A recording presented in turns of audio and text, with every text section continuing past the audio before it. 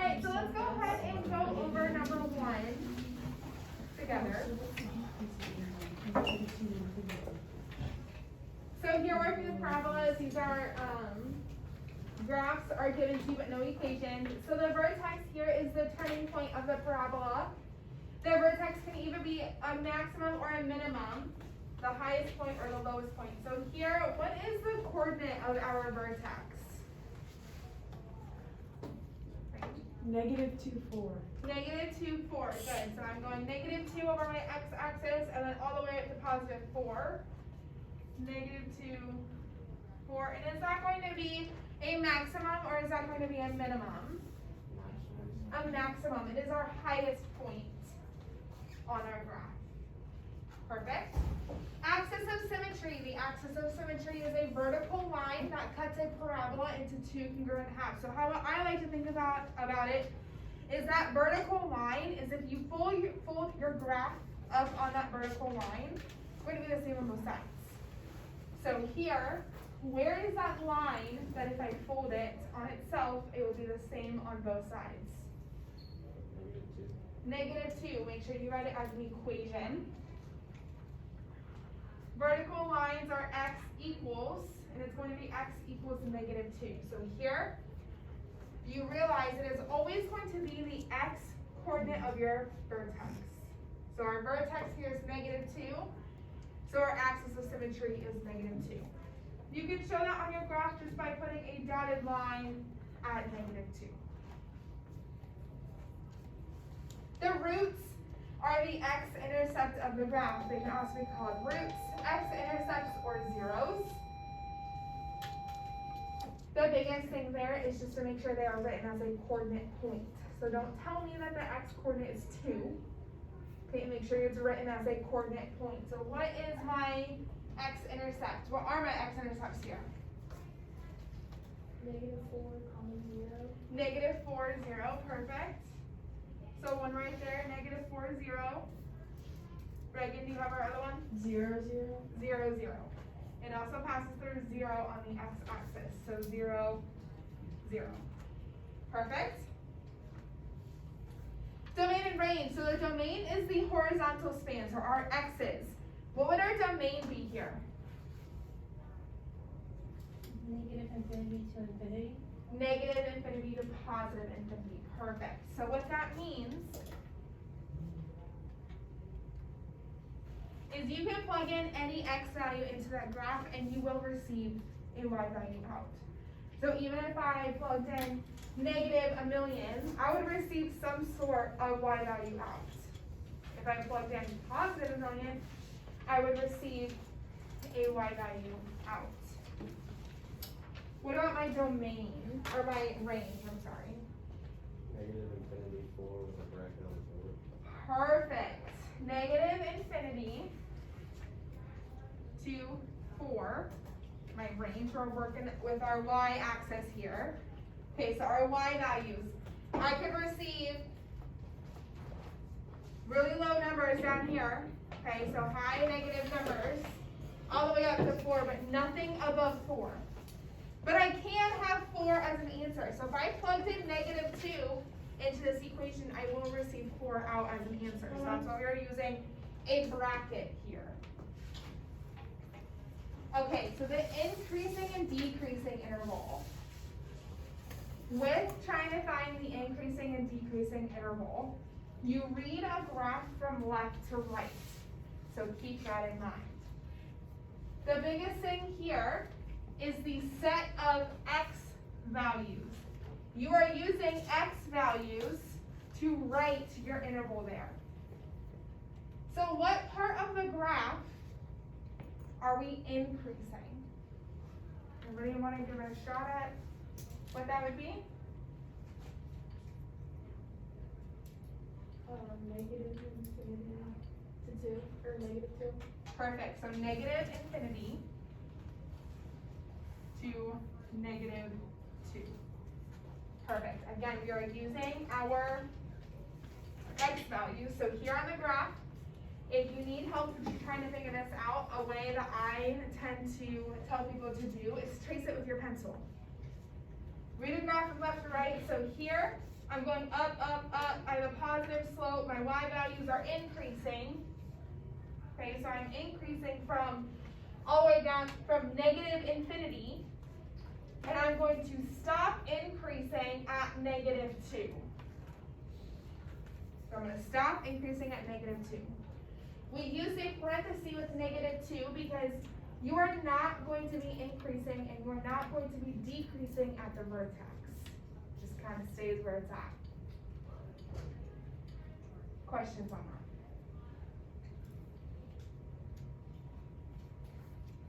Alright, what about our decreasing interval?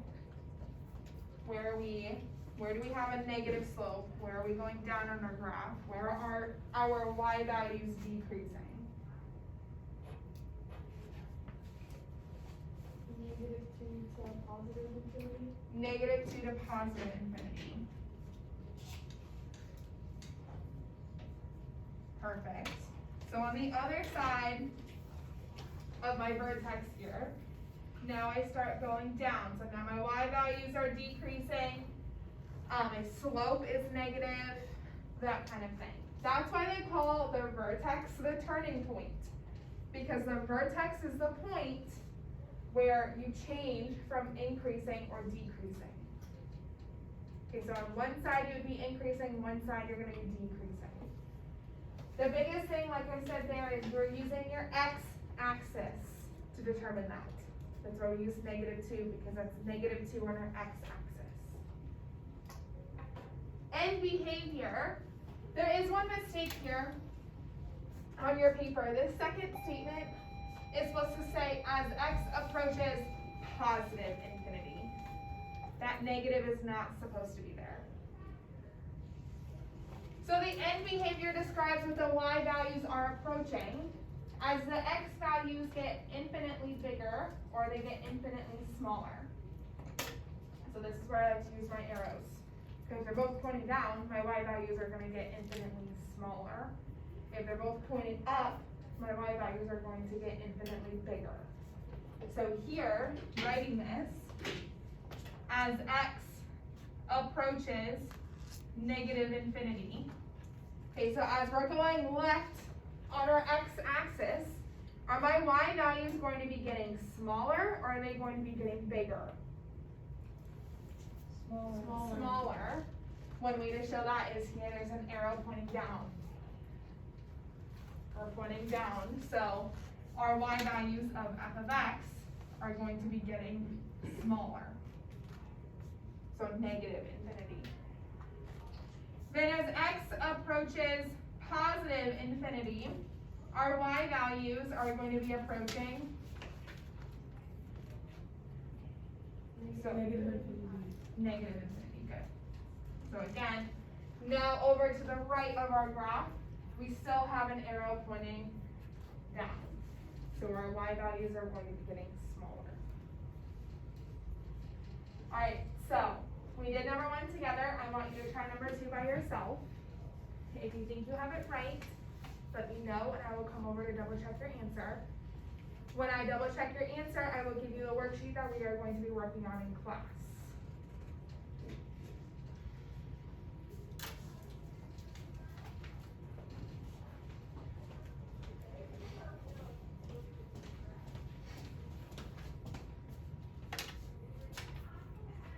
Yeah, Something negative. What's that was? It's like an application problem. It's not going to be, unless I tell you you're only looking from x equals -4 to x equals 7. It's not going to be like that. Okay. If I don't put any restrictions on it, it's going to be negative infinity. okay, and then this, so then this would be 0. Yeah, because you're using your x-axis for that. And this would also be 0, yeah. Yeah. Good.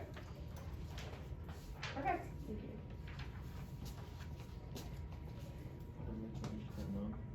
Yes. Yep.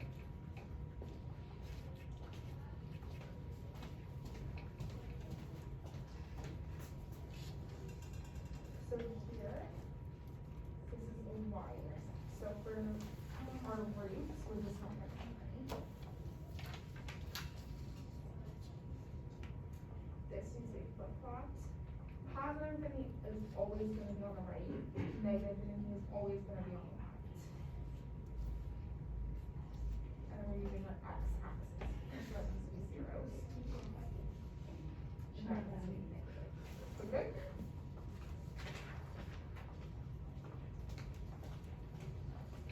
So that's what we said was the negative. Yep, so just 9. So that was what we said. Okay, so negative infinity, so we're going to left on our graph. Our y value is getting bigger or smaller? Our y value is getting Oh, bigger, there you go. bigger, so it's positive infinity. If they're both your arrows are pointing up, your y values are going to be approaching positive infinity. Yep. That's good.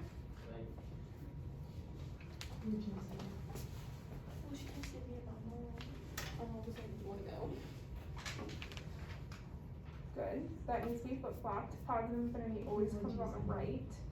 And then here, we always use our x-axis, so that's gonna be 0. Does that make sense? There you go.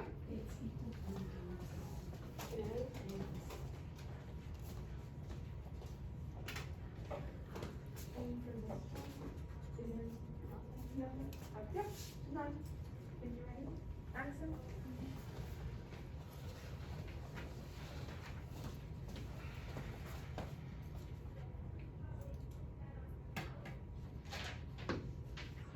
Your range. So here we're gonna be working with our x-axis. Actually, these can be flip-flopped. So x-axis, so those are gonna be 0. And then the range here, our y values are starting at 3, but then they can go forever and ever up. So 3 to positive infinity.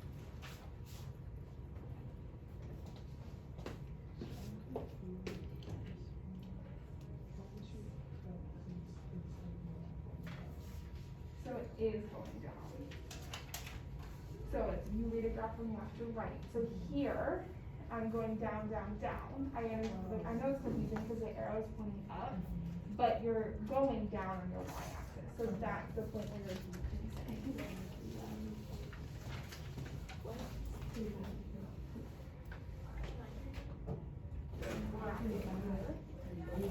And here we use our x-axis. So here is 0. One big thing that I've been seeing when checking over number 2 on this worksheet is the increasing and decreasing. We're using your x-axis. Your x-axis. So x-axis. This right here. We're starting at 3 on our graph. And then we go forever and ever up. So our range is going to be starting at 3 and then going to positive infinity. And make sure, yeah, just change those brackets now. X equals 0. Hey, I'm confused.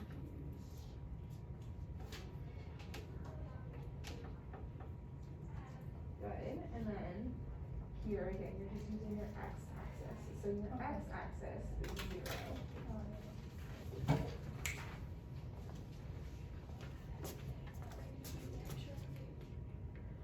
Negative infinity to 0. I just barely even tried. Good. I was like, what she said. You got it? Yeah, no, kind of what she said. She didn't. She's like, just make So it's awesome. Make sure that's negative infinity. Oh, yeah. There you go.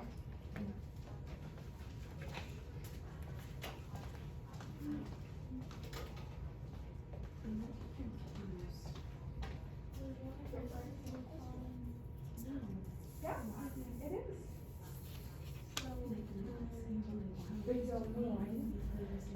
The domain, I'm gonna tell you otherwise. So like an application can go around like this. If I tell you you're only looking from x is negative 4 and x is 3, it's going to be negative infinity to positive. And that's because with quadratic functions, you can plug any number in, right? There's no restrictions. I can plug 0, I can plug 2, I can plug negative 1,043 in, and you would receive a number out. So that's why it's negative is gonna be a positive. How do you do that? So the first one's always gonna be x is approaching negative infinity. Then that one's gonna be x is approaching positive infinity. I don't know, I've been thinking about it a little bit. No, you have that right. Yeah.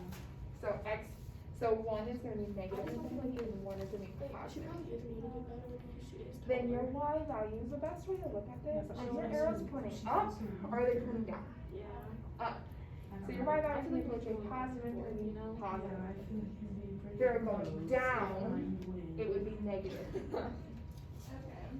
Yep. I'll be right back. Okay, try that Don't decreasing worry. and increasing. You know? Yeah, we will give me 1 second. I'm just kidding. You're faster. You're better. You're stronger. Good. You're more And athletic. here, Yeah, it's positive infinity always goes off Better right. shoes. So you're just gonna flip flop that. And then here, that 3 is to be 0. Because you're looking at your x-axis. Your x is 0. Yep. Alright, so if you're working on that graphs of quadratics worksheet, and you need a little bit of a refresher on how to graph quadratics in standard form, I wrote up here on the board steps for you to follow.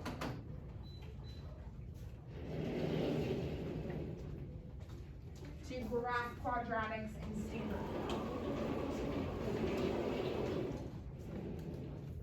Okay, so step 1, find the axis of symmetry. To find the axis of symmetry, you're taking negative b over 2a. B and a are just the coefficients. So a is a number in front of your x squared, b is in front of your x. Negative b over 2a. Get a number out. That number is the x coordinate of your vertex, and it is the axis of symmetry. Okay, because they're the same. Then take that number, I left it as x. You're plugging it into your equation to find what your y value is. Once you find your y value, find 5 points on your graph. So I've always put my vertex in the middle, whatever number you got there, and then take 2 points to the left of your vertex and 2 points to the right of your vertex. When you're finding those points, remember they're x's, you can plug them right into your equation to find out what your y coordinate is.